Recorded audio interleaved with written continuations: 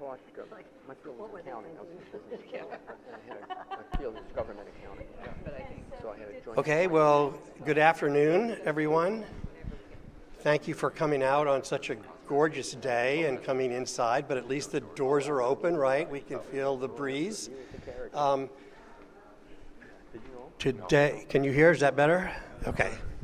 My name is Carl Schmaltz. I'm with Braver Angels Central Texas. There's a bunch of literature about Braver Angels and Braver Angels Central Texas over here on the table next to that half figure. Don't be afraid of that.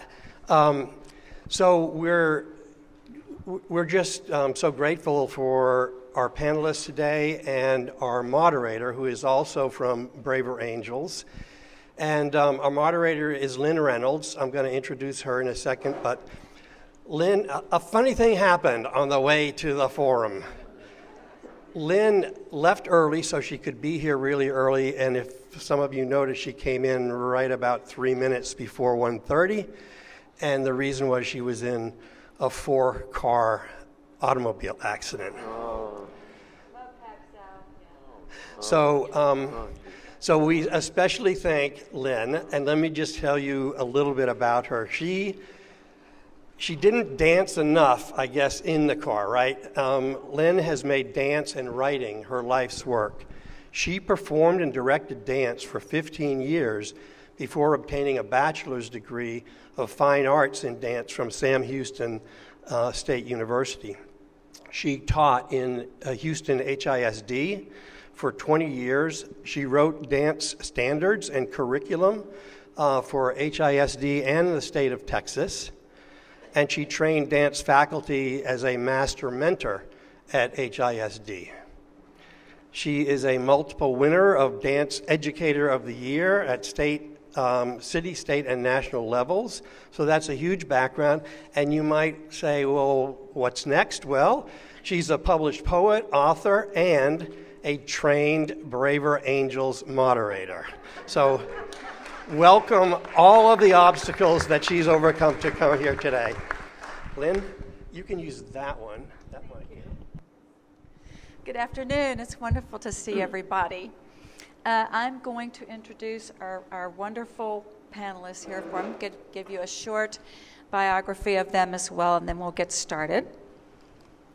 So here's Dorothy Marchand. No, I'm Dorothy. I'm sorry, Dorothy Marchand. Let me get my act together. I'm to introduce Vikki Goodwin. I confused myself. So Vikki is a Representative Goodwin is a small business owner, a real estate broker, and a community leader. She's very active in her community, serving on various boards and commissions. Representative Goodwin is currently in her 3rd term in the Texas House, representing District 47 in western Travis County. And she is going to cover how constitutional amendments get on the ballot.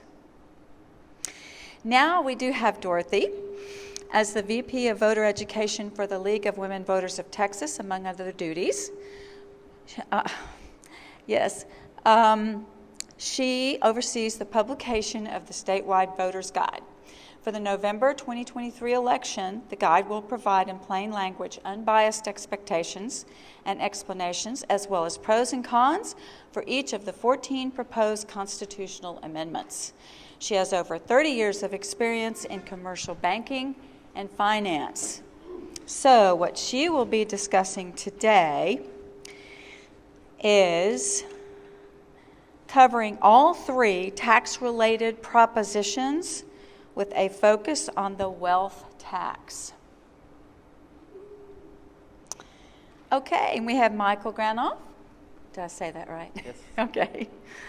Dr. Granof is the Ernst & Young Distinguished Centennial Professor Emeritus and the University Distinguished Teaching Professor in the Department of Accounting and the Lyndon B. Johnson School of Public Affairs.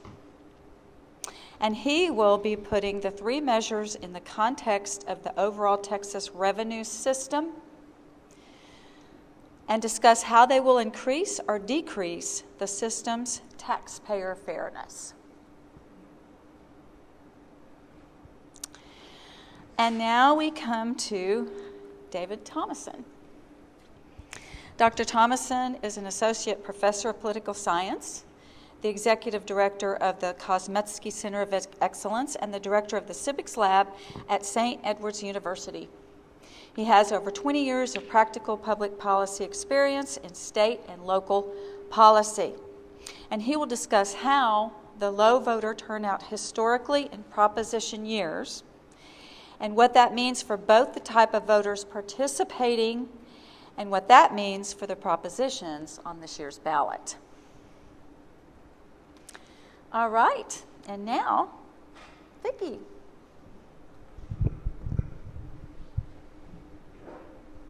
Good afternoon.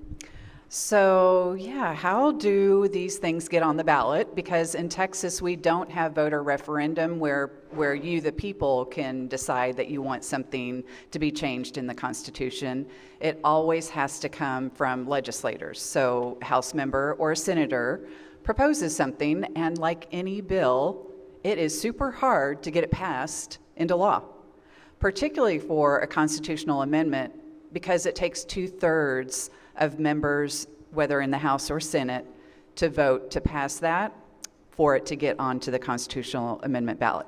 So 2/3 in the House is 100 votes, and that means all of these had to get 100 votes to get onto the ballot.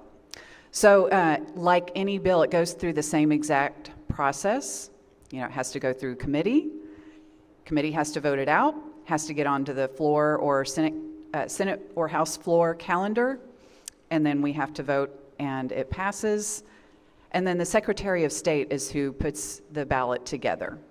So there's 14 amendments this time. We are going to be digging into a few of them that relate to taxes, but I did want to mention a few others real briefly.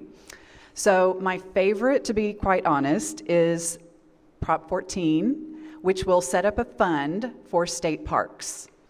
And it's $1 billion so that the state can buy more parkland. The reason it came about is up in the North Dallas area, there is a state park that the state did not own, just leased. A developer bought it, and it's now going to be a neighborhood. The people that lived up there were really upset. They had their representative file a bill to stop that action, but unfortunately, private property, the developer bought it, developer has the right to develop it. And so there was not anything really to be done to save that particular park. But in looking into it, that wasn't the only park that the state didn't own. And so therefore, this constitutional amendment would put aside money so that the state can make sure that we can hang on to what we've got and perhaps buy more and maintain what we've got too. So if anyone likes going out to Big Bend or any of we have so many state parks. Even so, Texas is still ranked pretty low when it comes to parkland per capita among the states. So we could do with more parkland. Another one that I wanted to point out is, are there any retired teachers in the audience? All right. So y'all probably know about Prop 9, which would be a cost of living adjustment for our teachers. I've had a few people say, why do we have to vote on that? And it's not super clear to me why members will decide to make things constitutional amendments as opposed to just passing them into law. And in fact, there's two pieces to that. One piece is automatic because it passed into law. So if a retired teacher is 75 or older, they get $7,500, like an extra check. If they're between 70 and 74, they get $2,400. And then the constitutional amendment will be either a 2%, 4%, or 6% cost of living adjustment, depending on when you retired. Now, I've had a lot of retired teachers be very appreciative and hopeful that that will pass. I will say, I talked to one yesterday who was like, 2% really? Sorry, the legislature is a little stingy, you might say. But nevertheless, a cost of living increase. I also wanted to say that the second one we're going to get into, the child care property tax exemption, I actually filed a bill similar to that would not have been a constitutional amendment, that would have just been, if it had passed, it would have been in law, that child care centers would get a property tax exemption if they were in the Rising Star program, which is kind of like getting accredited. So making sure that they're really a good childcare program, not just someone opening up a program in their home. So mine did not get anywhere. And so that may be why Representative Tallarico and Senator West decided to put this up as a constitutional amendment, showing that there's a great deal of support. And I do remember on the House when it came up for a vote, it was tough. It was something that I went around and helped convince a few of the members in my area to please vote for this. Our child care centers are struggling. They need some help. I have one in my district that came to me, Circle C Child Care or Child Development Center, and said that they would save $70,000. That's how much their property taxes are. And that would be really helpful to be able to hire another 1 or 2 employees and then be able to bring in more children, which the demand is there. So that's that. A lot of the propositions will be setting up separate funds. So again, I think they were proposed as constitutional amendments for water infrastructure, for broadband infrastructure, for power, energy infrastructure, so that those funds can be separate and so that we know this is for water, broadband, energy, and not moved into the general revenue fund and spent on other things. And let's see, I think I also have to brag on myself a little bit, and I made a mental note that I need to update my my bio.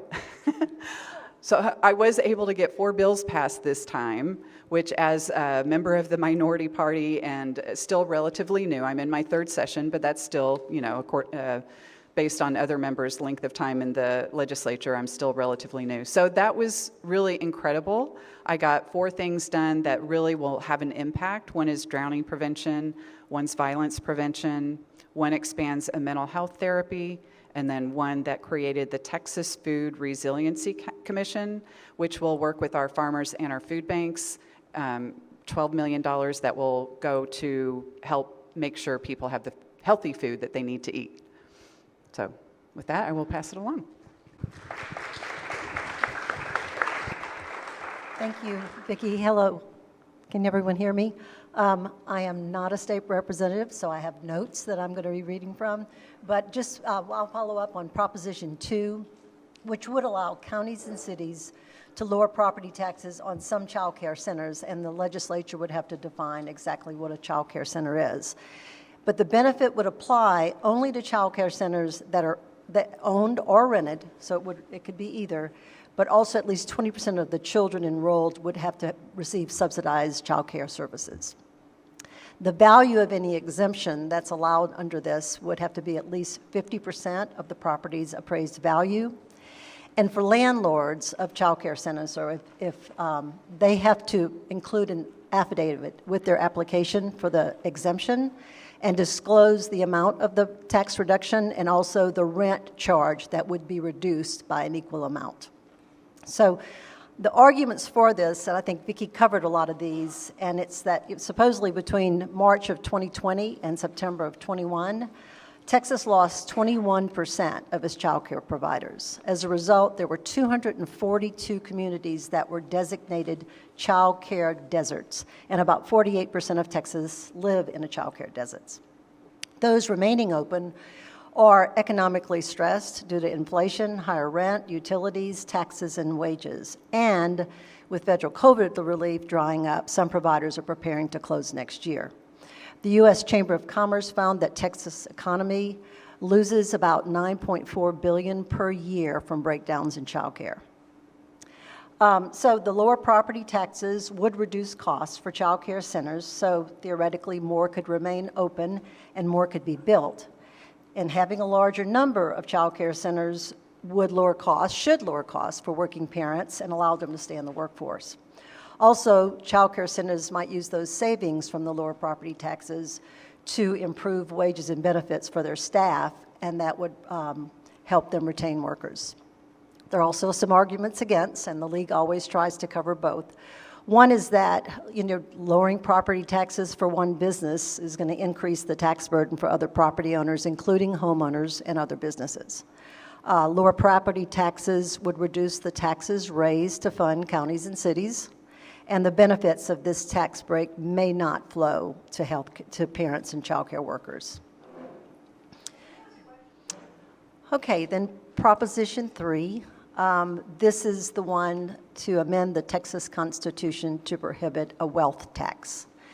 And a wealth or net worth tax is a tax on the value of a person's assets, or what they own, less their liabilities, or what they owe.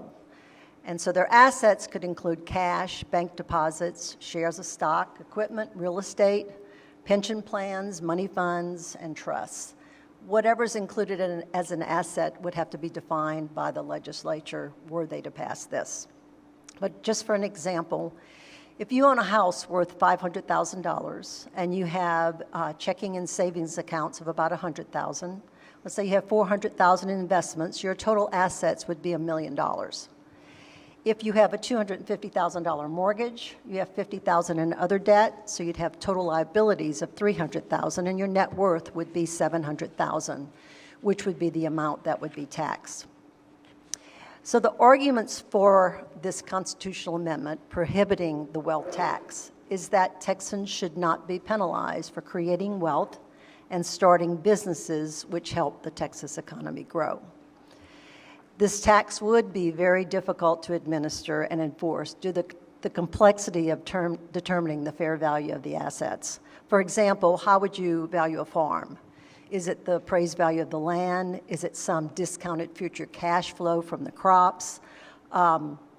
If someone's 401k is included, what about someone's pension plan? And how would you value that pension plan? How would you value oil and gas royalties or interests? How would you value art, antique cars? So would you include assets that are held out of state? And if that's the case, how would you track it? So it would be administratively complex. And then the other argument for putting this prohibition is that some taxpayers may have very significant assets, but low cash flow or low income. For example, farmers or retired persons may have valuable property, but paying a wealth tax from their earnings could be quite a struggle. Arguments against prohibiting a wealth tax.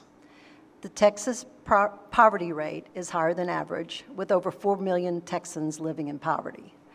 The state needs to maintain this option of a wealth tax that would shift the tax burden to those who can more easily afford to pay it, helping to address wealth inequality. Another argument against this constitutional amendment is that there's lots of talk about eliminating property taxes. In that case, how would we fund our state government? Sales taxes, business taxes. Proposition 3 would limit options for the state to fund its needs in the future, such as for schools, infrastructure, mental and physical health care, and public safety.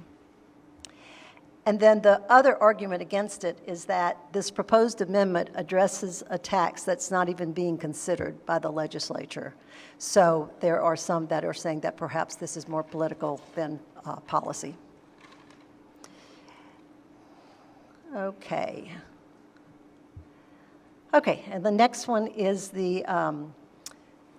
that's Proposition 4 is to amend the Texas Constitution to allow a portion of the $12.7 billion in tax cuts that were approved by the legislature in the 2023 special session to take effect. And I know that you're going to go over a lot of this, but just in summary, it allows the legislature to reduce property taxes by increasing the homestead exemption from $40,000 to $100,000. I think everyone knows what the homestead exemption is, but it's that portion of the value of your home that's not taxed. And the increase in the appraised value for a non-homestead property. So if you have a business or a second home, it could not be increased more than 20% each year over the prior year's appraised value. But only non-homestead properties with value of less than $5 million are eligible for this exemption. And then also this tax limit would expire at the end of December 2026, and any extension would have to be approved by the legislature. So the legislature has approved sending $7 billion to school districts so they can lower the tax rates. And Proposition 4 would allow this money to be sent without counting towards the spending limits in the Constitution. And the other thing with this proposition, currently members of local appraisal boards are all appointed, but Proposition 4 allows the legislature to require that in counties with a population of 75,000 or more, 3 of the 9 members would be elected. So the arguments for this property tax is that it would save Texas homeowners on average about $1,300 a year, with additional cuts for property owners who are disabled or elderly. And then the primary beneficiaries of this reduction would be the owners of moderately priced homes. So it does target the middle class. Arguments against, of course, it offers no relief for renters who make up more than a third of Texas households, and many of whom are struggling with high rents. Theoretically, the lower tax rates would give the owners of rental property relief that they could pass down to the renters.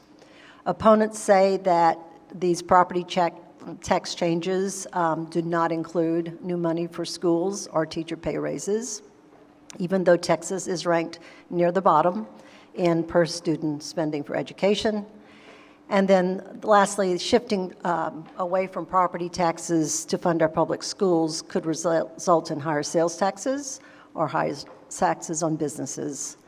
And while proponents argue that going forward there should be more enough funds to support this package due to the growth in the Texas economy, opponents are concerned that school funding could suffer in future years if there's not a budget surplus. Yes, your turn. Michael. Okay, I mean, this is really great news. Our government has, or at least had, a record surplus of something like $32.7 billion for fiscal 23-24, and the controller estimates that the state will have about 18.6 surplus for the following year. So why not direct $12 or $13 billion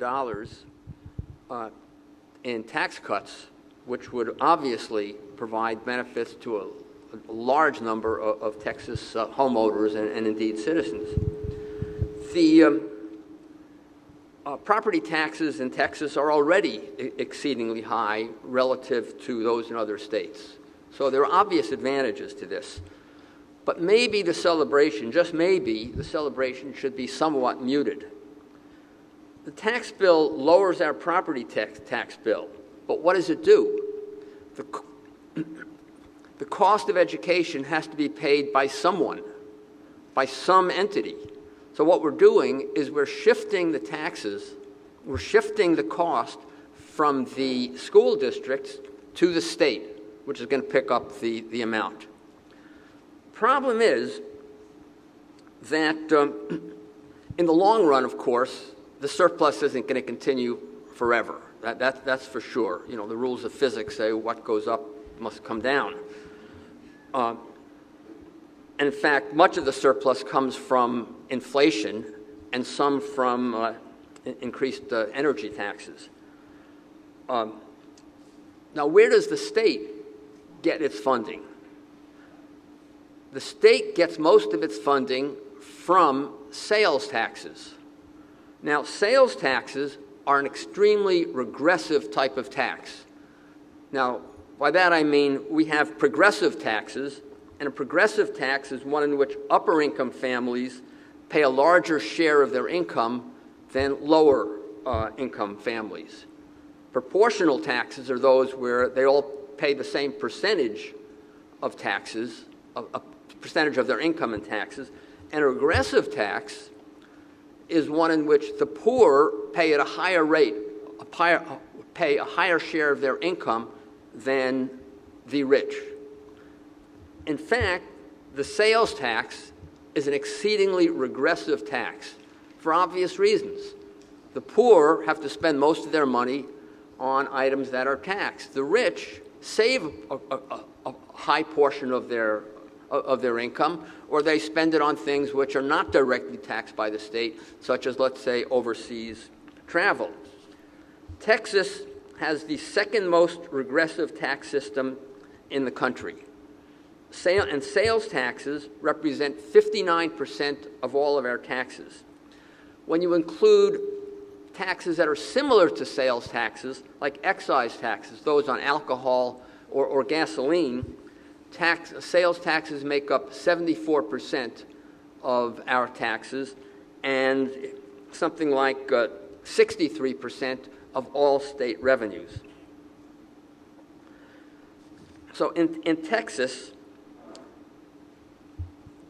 those in the families with the lowest income, lowest 20%, the lowest quintile, the lowest income, they pay 13% of their income in state and local taxes. By contrast, the richest 20% pay only 3.1% of their income.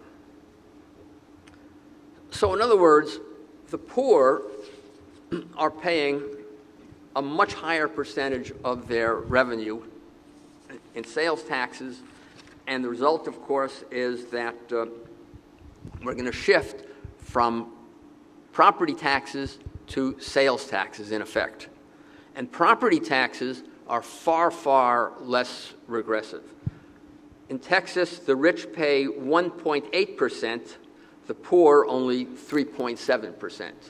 So it's still somewhat regressive, but not nearly as bad as the sales taxes. According to the Institute on Taxation and Economic Policy, they have this index of tax inequality, and Texas is the second most unfair state in the country. Now, to its credit, what the proposed constitutional amendment will do in the proposed tax, it will give a flat $100,000 to all homeowners. And that means that a homeowner who has a house worth $300,000, their house will now be valued at $200,000, a decrease in value of about 33%. Somebody with a $3 million house will get the same $100,000, a reduction of only 3%. But as you pointed out, before you get too excited about that, renters are excluded from that.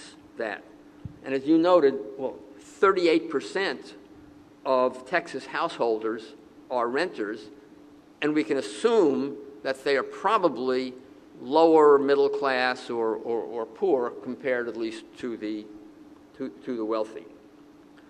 But all of this begs a larger question, it seems to me, and that is, what is the appropriate level of state and local taxes? And related to that, what's the appropriate level of government services that the citizens want or expect?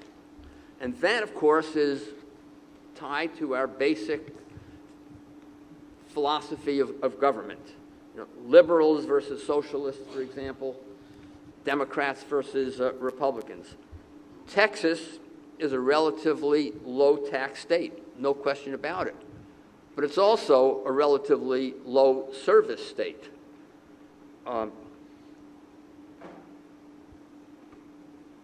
Per capita, that is per person, state and local taxes as a burden of income is sixth among states.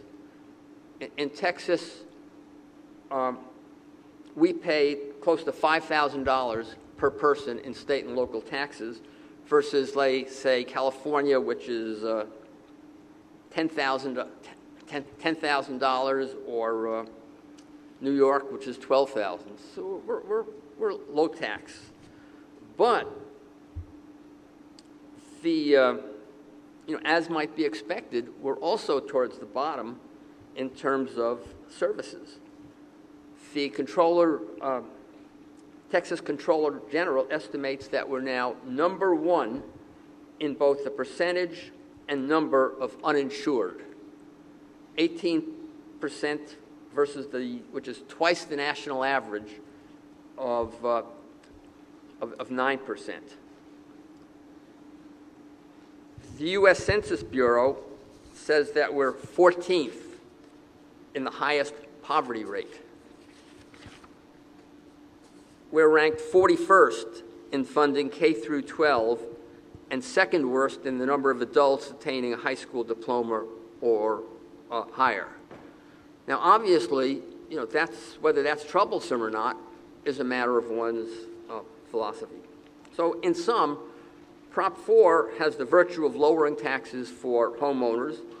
It's progressive insofar as we have a fixed homeowners exemption, but it transfers costs from local school districts to the state and therefore transfers the tax burden from the local governments to the state and transfers the tax burden from property taxes to sales taxes, which are regressive. So I'll stop there, and I have a couple of comments that I can make later on these other two prompts. David. Okay. So first, I just want to say thank you to the League and to Braver Angels for this. Thank you very much, and thanks for everybody coming out. It's Sunday, and a lot of times people aren't that motivated, so thanks for being motivated to have this conversation. So I want to talk first about, and that kind of leads into my point that I want to make about who votes and then when they vote. So if you look historically at these types of elections, constitutional amendment elections, over the last 10 years, you can see the voter turnout is, on average, around 6%. It can fluctuate. It can go up above 10%. It can go below. There are some elections in 2011, 5% of the eligible voters actually voted, and then 3% of the voting age population actually voted in 2011. So if you want to go through, I can go through these real quick. So in 2021, the registered voters that voted in the constitutional amendment elections was 8.75%, and voting age population in 2021 was 6.8%. In 2019, the number was a little bit higher. It was 12.4, but voting age population was 9.2. 2017 was 5.8, and voting age population of voters was 4.5, or eligible voters of that pool.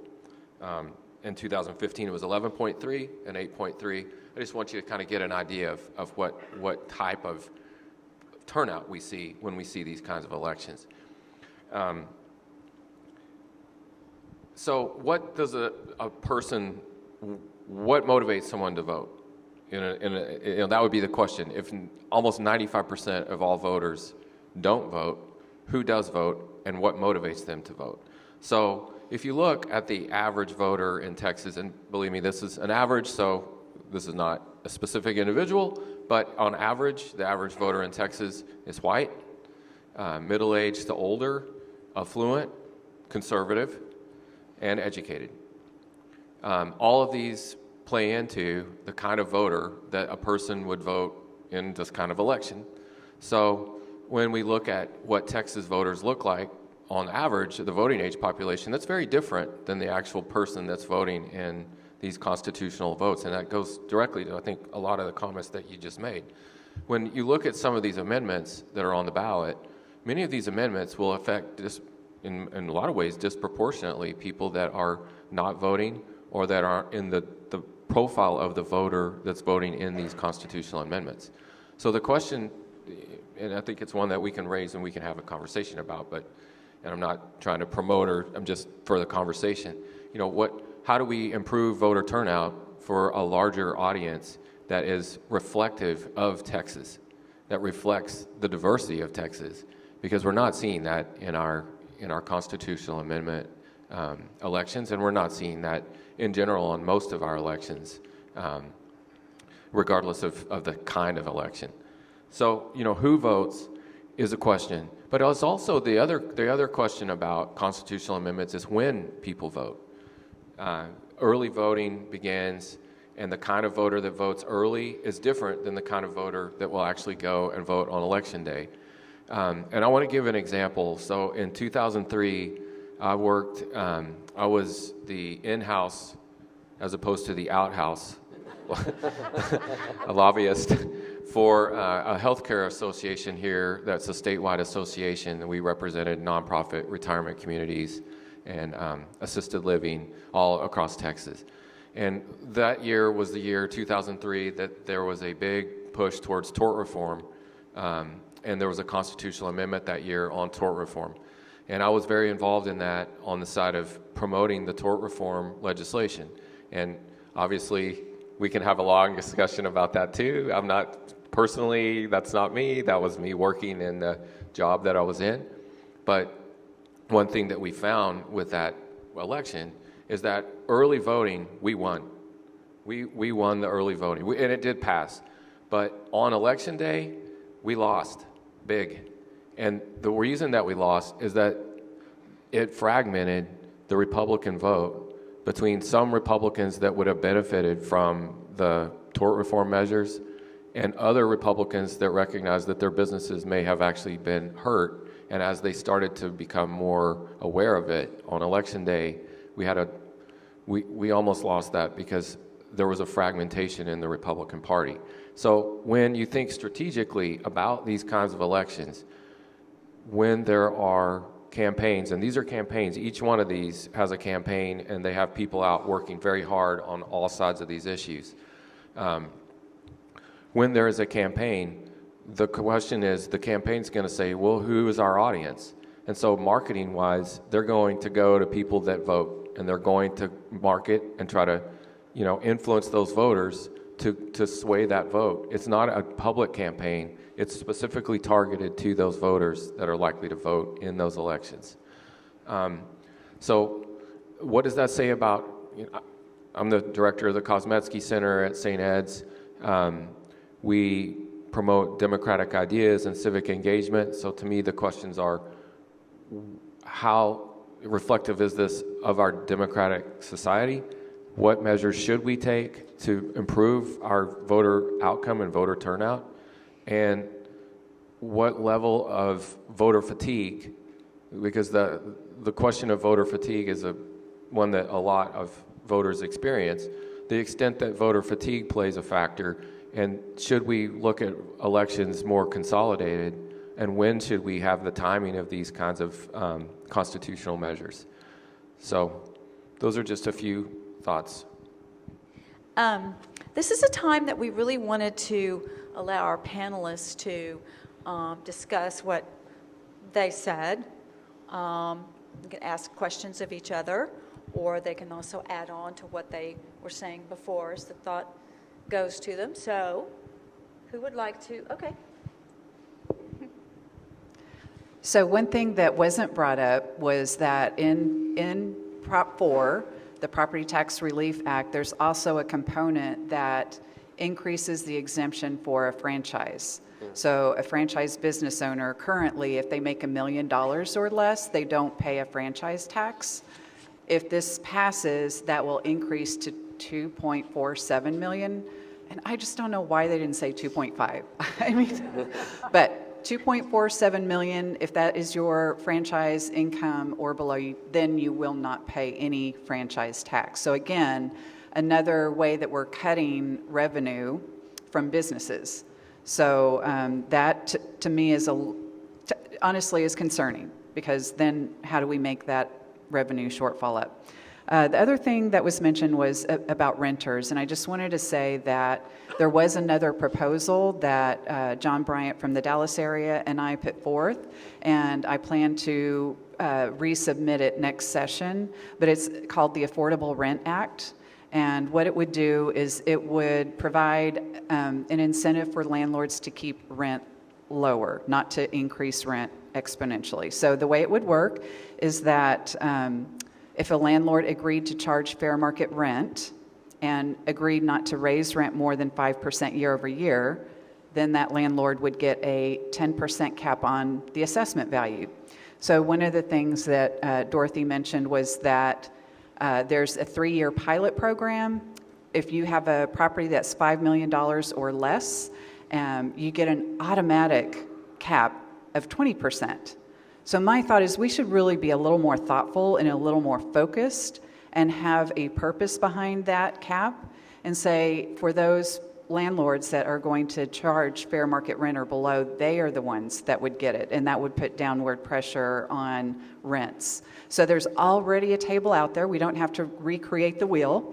There's a table that HUD provides that says what fair market rent is based on zip code, based on number of bedrooms, and based on the idea that people shouldn't be spending more than 40% on rent and utilities. So we'll just be using that same table of data. And the way it would work is the landlord would submit a form, just like a homeowner does, the homestead exemption form to the appraisal district. If a renter says, hey, my landlord is not charging fair market rent, let me go look and see if he's getting that exemption, because that's public information now. You can look on the web, on the internet, and find a property and what exemptions are on that property. So anyway, it would be something, the enforcement mechanism would be up to tenants saying, hey, I think my landlord's not following the fair market rent guidelines, and I'm going to let the appraisal district know. So that's that. And then I also wanted to say, with talking about elections and voter fatigue, Prop 4 does add more things to our ballot, right? Because now we have to vote for people for the appraisal district. 3 more people, is that correct? Yeah. So more people that we have to figure, who's the right candidate to be on our appraisal board. So just wanted to add those extra points. Thank you. Anyone else? Go ahead. I was going to ask you a question. Okay.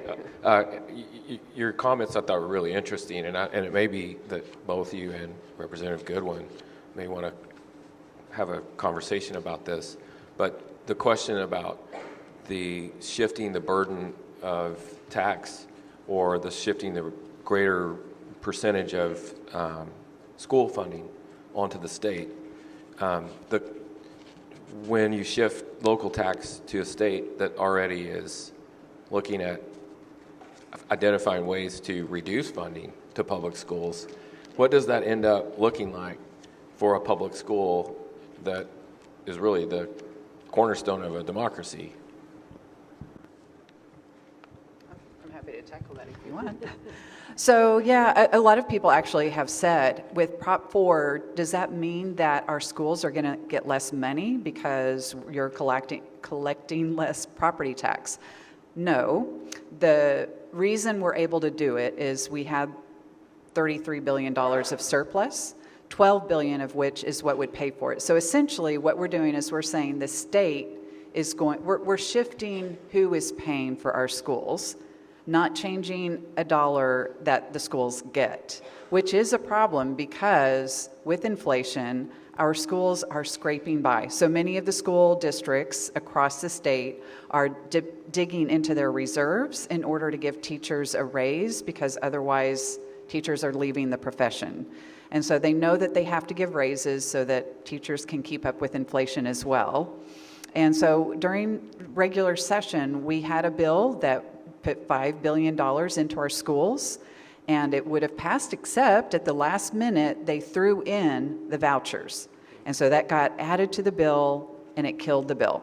So we still have that pot of money in our budget, $5 billion, that should be dispersed to our schools. Every representative, every senator recognizes that we need to increase the basic allotment for our schools. However, it's right now tied to vouchers, so we're in our third special session now, just to throw out there what is currently going on. The Senate has proposed a bill that not only gives money to private schools, but 8% of the $500 million would go to, 5% to a vendor and 3% to the controller to oversee the disbursement of that money. So 8% of the $500 million does not go to our school children. Just wanted to point that out too. I'd only emphasize the point that what the state giveth, the state taketh away.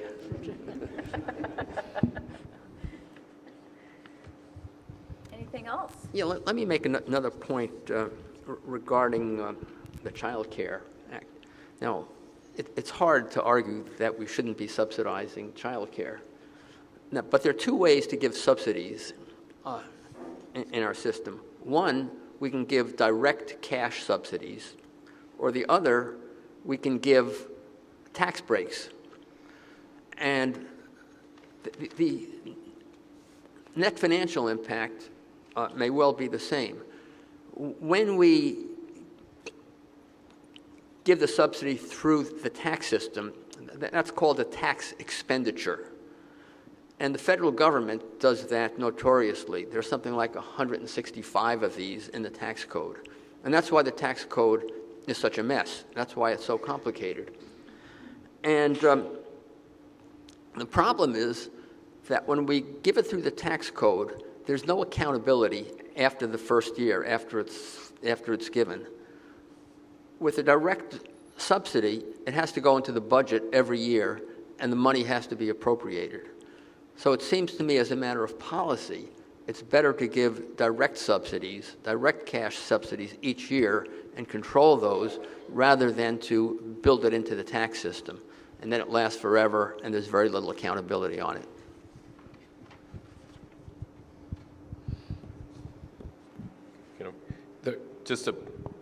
I know we went over these, but I just want to focus just for a little bit on the three propositions that are related to infrastructure, including the broadband infrastructure, Prop 8, the Energy Fund, which is Prop 7, and the Water Fund Amendment. I do consulting work for various groups that are interested or focused on how they can help improve the various elements of engineering, infrastructure, and the water. Let's just start with the water fund enactment. The Texas Water Development Board initiates many grants for local entities, water municipal districts, cities, counties that operate various kinds of water treatment plants, and they are always at an end of where they can contribute. There's more applicants than there is funding. So when we look at an amendment like this, this is a significant issue for the entire state, not only with the climate change issues surrounding drought and the reduction of access to water across the state, but also the larger issues that cities have faced for many years on how do they stay up with an infrastructure that's failing. Many cities across the state have smaller communities, larger cities have infrastructure that's just failing. So you have this fund, along with the Energy Fund and the Broadband Infrastructure Fund, is an example of where many cities that are marginalized have the opportunity to improve their funding. And those cities are not always urban, they're also rural. So.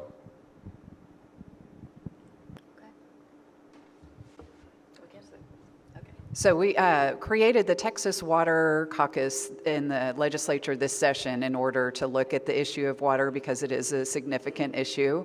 And I learned a lot from some of the experts that they brought in to talk to us. One of the things is that this $1 billion start for the fund is just a drop in the bucket. And another thing that I learned is that we lose so much water through leaky pipes, like enough water in central Texas to fill Lady Bird Lake a few times or something. And just to bring it home, one of my neighborhoods in my district reached out to me a year or so ago after a fire. They said, "We don't have any fire hydrants in our neighborhood. Can you help us?" Well, it turns out we brought in the fire marshal, the emergency service district, and neighbors, and we had conversations about this, and the county. We brought the county in as well. It turns out that their pipes, they're not in the City of Austin Water. They have a private water company. Their pipes are too small to handle the pressure for fire hydrants, so they simply can't have fire hydrants without replacing a lot of their pipes. And in order to do that, they were looking at how can we get money from the Texas Water Development Board. They have to be shown as an economically disadvantaged community, which because they're a little tiny neighborhood of about 80 homes, mostly trailer homes, surrounded by a really affluent neighborhood. So within their zip code, they are not economically disadvantaged. So then they would have to do a survey, which means people that live there would have to tell other strangers what their income, it just was like, this is not going to happen. So it was determined that we can put out fires well enough using the fire hydrants outside of the neighborhood, but really what your big issue is the leaky pipes and the fact that your water provider is this tiny water provider that is just scraping by and band-aiding whenever there's a problem.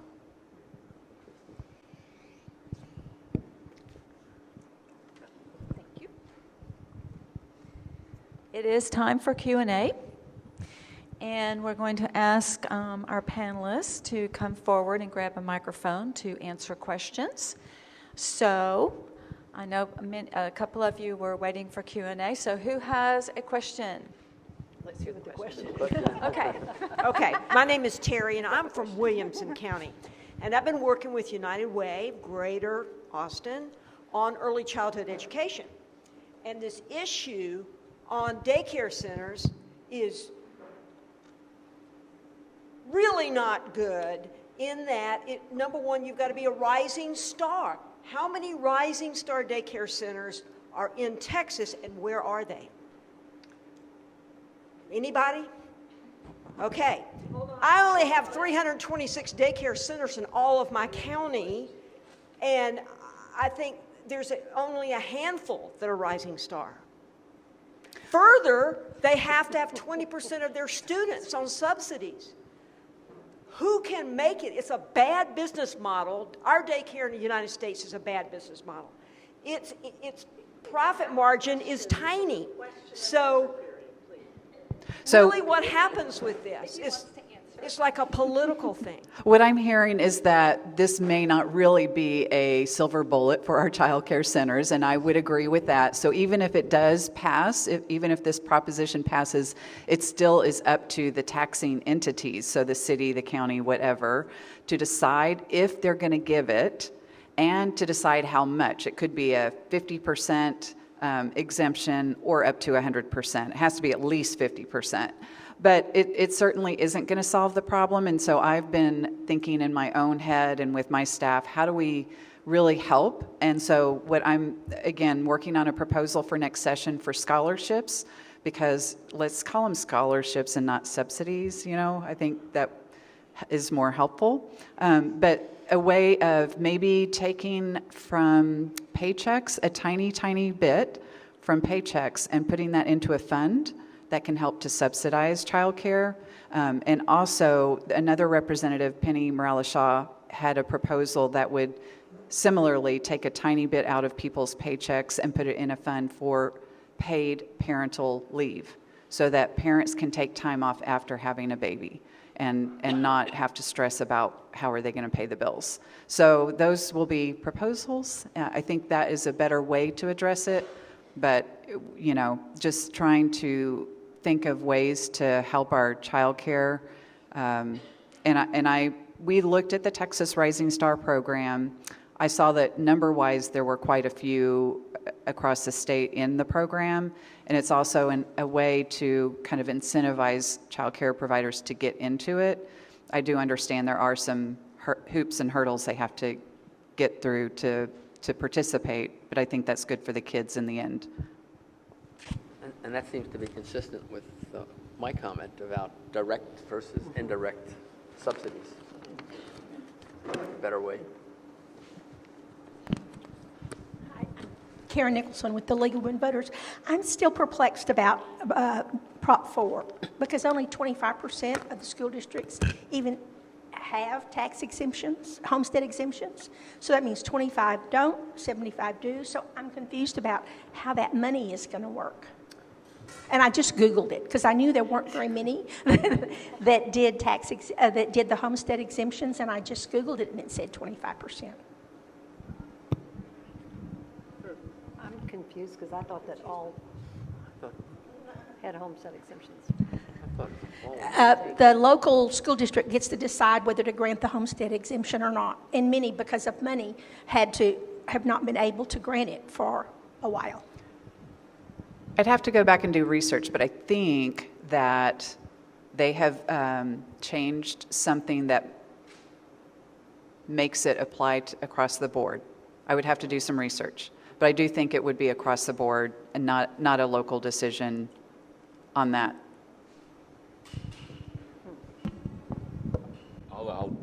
That raises the bigger, there is a question of preemption here where when the state, and all of us are very familiar with the idea that when the state legislature or state government funds some, under Texas law, cities that are large enough and have qualified can be a home rule city. And in a similar vein, other kinds of activities on the local level have often had, not like a city, but often have more authority to make decisions so long as the legislature doesn't act on those, or if they're restricted because the legislature doesn't grant them that authority. So in this case, I think what Representative Goodwin's saying is when the legislature has this, it's a blanket statement that all districts across the state would fall in line with this, not a specific one. That's correct. And it also made me think of something else. The fact that this property tax change, increased exemption, could result in higher recapture payments for recapture districts.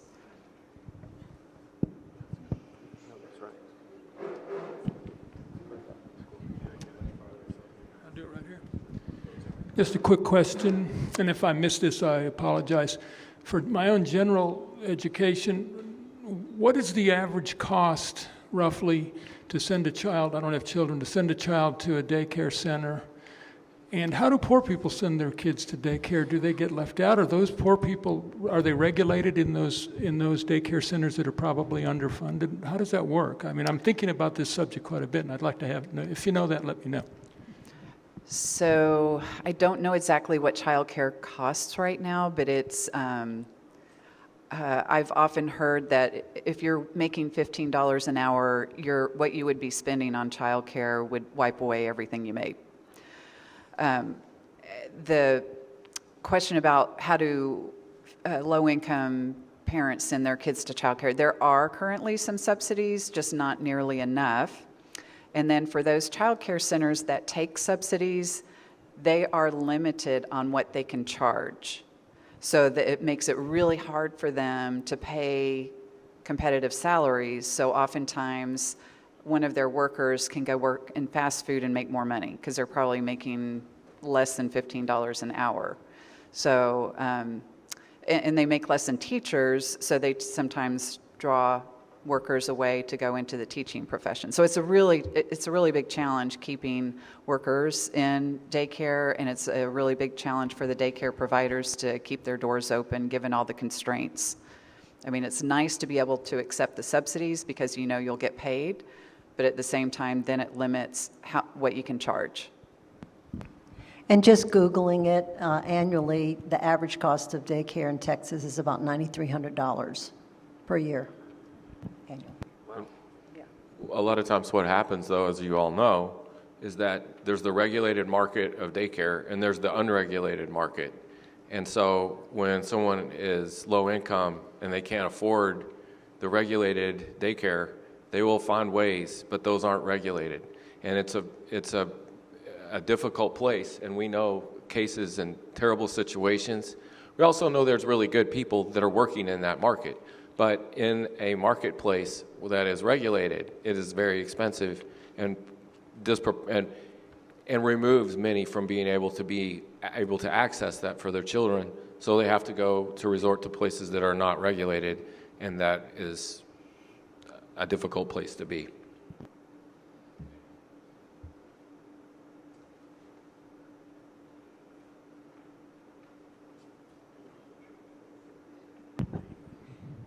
Technology things. Actually, I have three questions if I can. I think I have three questions if I can ask those. Who now subsidizes childcare? How do people get a subsidy? That's a good question. It's federal government, but it flows through the state, through the Texas Workforce Commission. So I think families have to apply through the Texas Workforce Commission. Okay. And on Prop 4, it says that there's $7 billion authorized for schools to lessen the impact of this amendment. Is that for 1 year? Are we ensured we're going to get at least $7 billion each year? And how does that relate to the other $5 billion that you talked about? So that's separate from the $5 billion. It's $7 billion per year, so, and for 2 years. So then we have to figure it out after that. That's not very reassuring. Okay, and then, I don't know if this is working or not. On the wealth tax, who does that now? Is there any state that uses a tax like this? I think there were a few states that were thinking of proposals, but certainly Texas was not one of them. Okay. And then on this one and on several others, you've made comments that the details will be worked out. Are these always details that will be worked out by the legislature, or is it some of it state departments of workers? A lot of times it's the state agency that oversees the fund or what have you. So it's the state agencies, they get to make rules. Whenever we pass laws, then they have to figure out how to implement them. That's what gets worked out. And so just as an example, we're working on one of my bills with the Texas Medical Board, the one that increases access to AccuDetox. And so they're, sometimes their interpretation is not exactly what we're thinking, or they question, how are we going to make this work? And so there's a conversation back and forth, typically with the author of the bill and the agency that is implementing the bill. Can I just add something regarding the wealth tax? And you beautifully set forth all the advantages and disadvantages.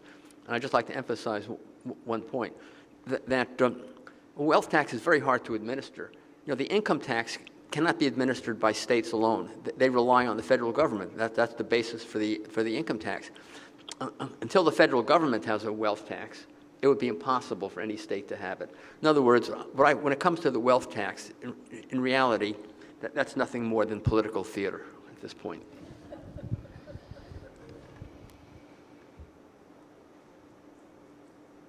Any more? I have a question. I have a theoretical question. If the state has $33 billion of surplus, not including the $5 billion that is going, hopefully will ultimately go to the schools,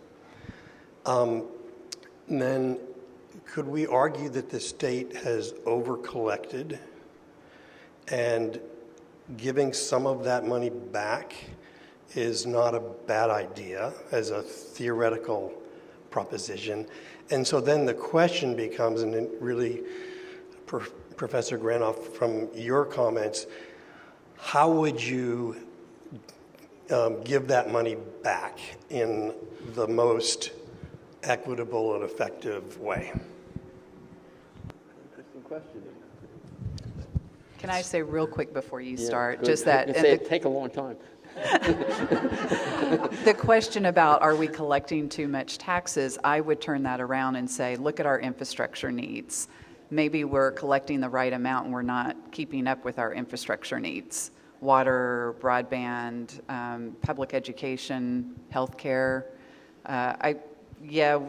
Really our surplus came from inflation causing things to cost more, which means you collect more sales taxes, but also because we got a lot of money from the federal government during COVID, and the state in some instances said, oh, well, we were going to spend this anyway, we'll just spend the federal dollars and then not spend our state dollars. So that's part of it too, and then of course oil and gas revenues, that increased more than the comptroller expected as well. So some of that will continue, some of it won't, and we should take advantage of a surplus, in my mind, to really work on infrastructure needs.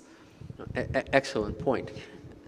And I would add that if you look at our pension funds, they are way underfunded.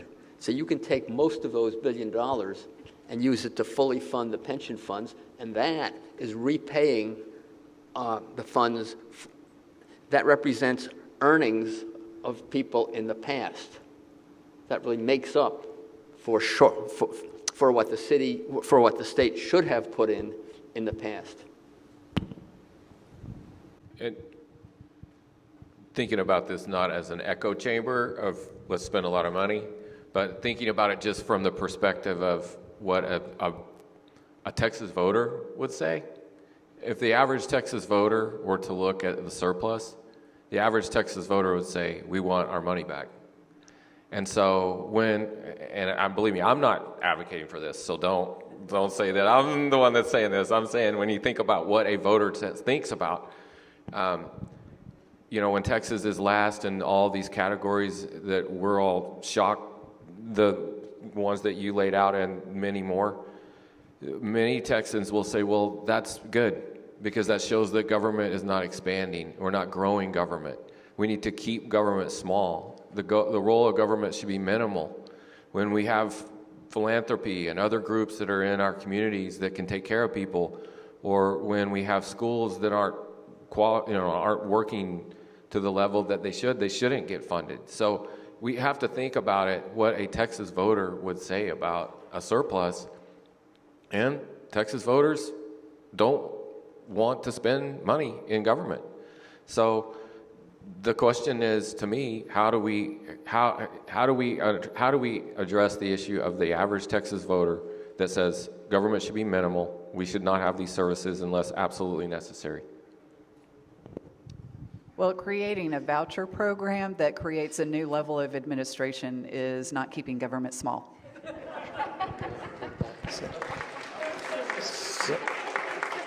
So just a tiny follow-up. I thought, Professor, that you would say something along the lines of, if money is going back, the property tax proposal turns out to be relatively progressive. An alternative would be to send money back by reducing sales taxes, which you commented on. But as a property tax way of refunding money, is that not a progressive way to do it?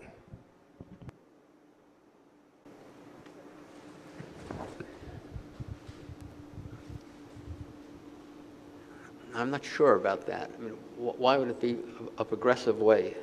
Well, because of the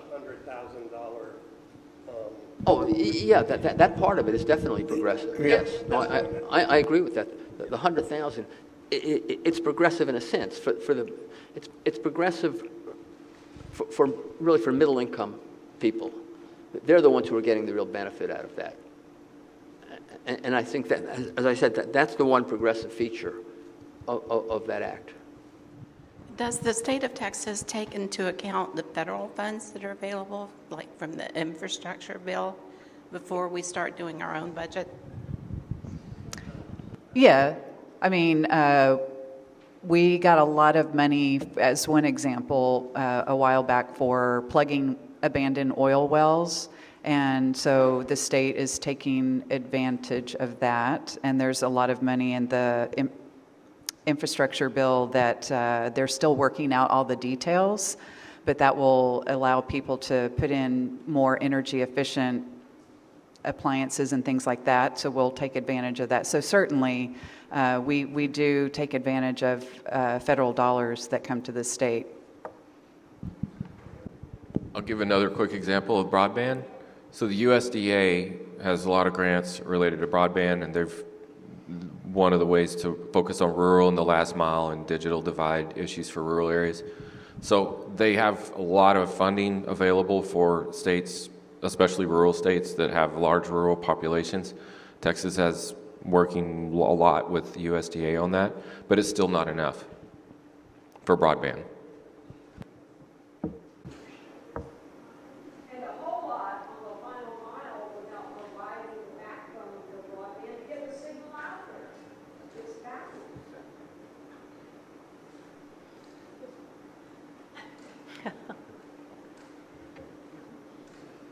This is a dedicated question.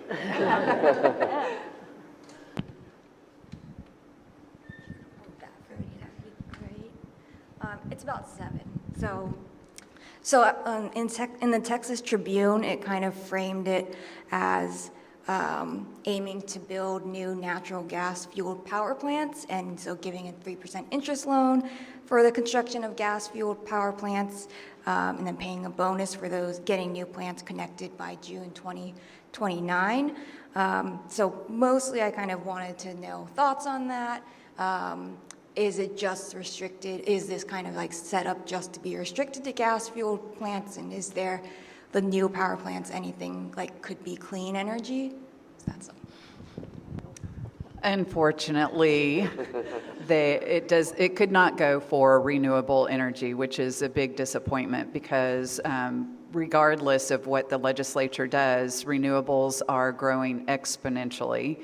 And we have a lot of new development in the form of batteries. So battery storage to make the wind and solar even more useful.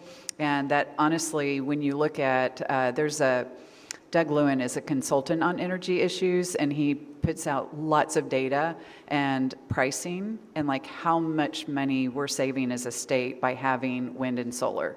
So it doesn't make sense. And unfortunately, there's nothing that says that the energy providers are going to build more, but that certainly incentivizes them when you can get low interest loans. And are they going to pass that savings on to users? I don't know. I thought there was an interesting editorial in the Houston Chronicle, and it basically endorsed it. It said, hold your nose and vote for it. Because, the idea is we do need more dispatchable energy that can be turned on immediately.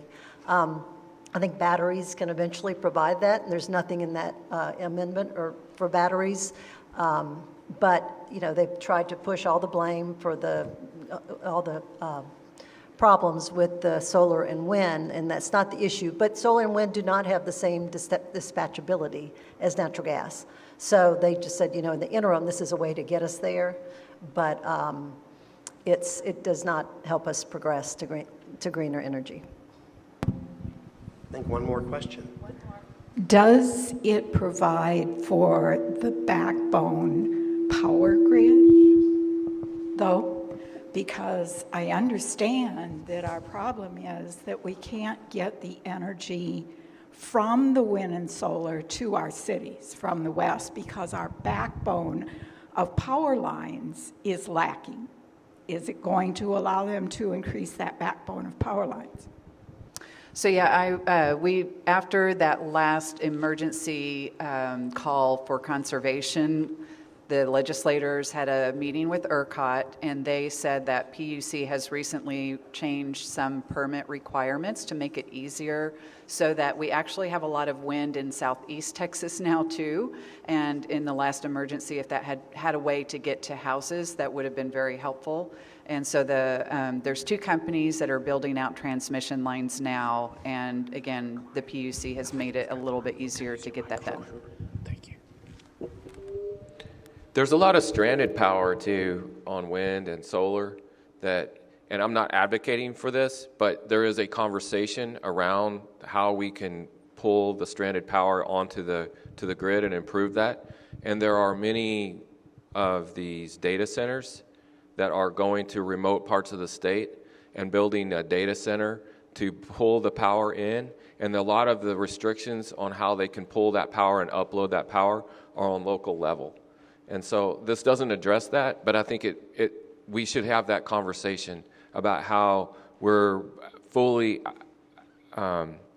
accessing the stranded power that exists especially in rural areas, in Southeast Texas is a good example, but the Panhandle also has a lot of wind power and a lot of wind. I grew up in the Panhandle, so I can speak to the wind in the Panhandle.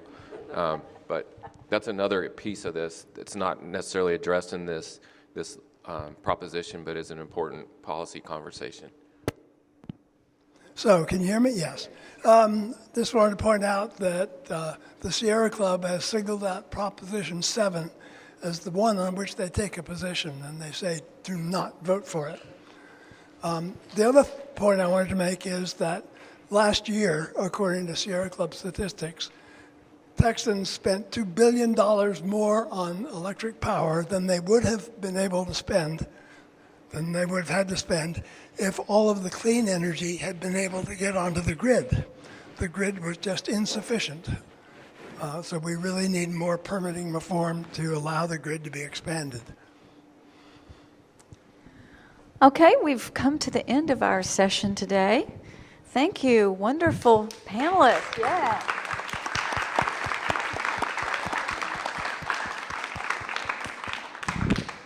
And you don't have to run away. Feel free to stay and mingle and chat. And before you do that, I have one announcement to make. So I straddle two lines, right? I'm a League of Women Voters member, and I'm also a Braver Angels member. So I brought these two organizations together to put this together for you. The League of Women Voters on Tuesday, November 14th, is having an event at 6:30 at Menchek Public Library, and the topic will be Extreme Weather Events, Is Austin Prepared? So keep an eye out for that. We will be partnering with Citizen Climate Lobby, which I think is an appropriate organization to partner with on this particular topic. And again, let me thank all of the folks who are on the panel for agreeing to spend their afternoon with us today. I really appreciate it.